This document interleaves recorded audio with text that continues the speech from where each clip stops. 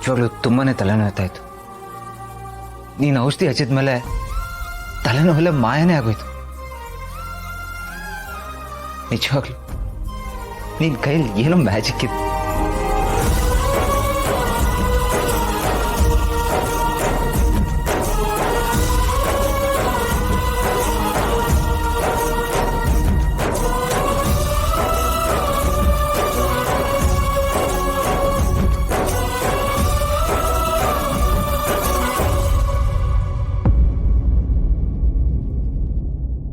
ನಾನು ಆಗ್ಲಿಂದ ನೋಡ್ತಾನೇ ಇದ್ದೀನಿ ಅಭಿ.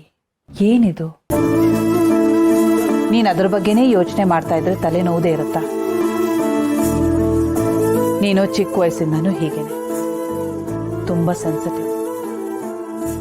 ಏನಾದ್ರೂ ಬೇಕು ಅಂತ ಹಠ ಹಿಡಿದ್ರೆ ಅದು ನಿನಗೆ ಬೇಕೇ ಬೇಕು. ಈಗ ಇದು ನನಗೆ ಬೇಕೇ ಬೇಕು ಅಂತ ಹಠ ಮಾಡಿ ಕೂತ್ಕೊಳ್ಳೋಕ್ಕೆ ಇದು ಬಿಸ್ನೆಸ್ ಅಲ್ಲ ಅಭಿ, ಲೈಫ್.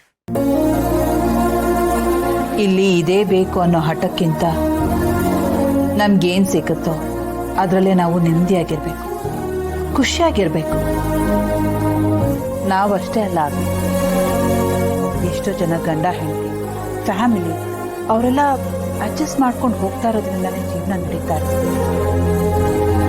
ಈಗೇನ್ ನಡೆದಿದ್ಯೋ ಅದೆಲ್ಲ ನೀನ್ ಒಳ್ಳೇದಕ್ಕೆ ಅಂತ ತಿಳ್ಕೊ Abhi. I am sorry.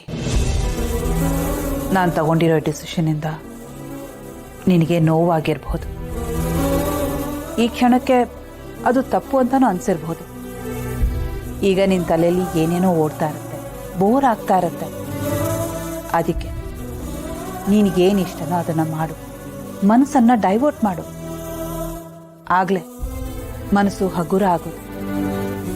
Abhi ನಿನಗೇನು ಇಷ್ಟನೋ ಅದನ್ನು ಮಾಡು, ಇದರಿಂದ ಹೊರಗೆ ಬಾ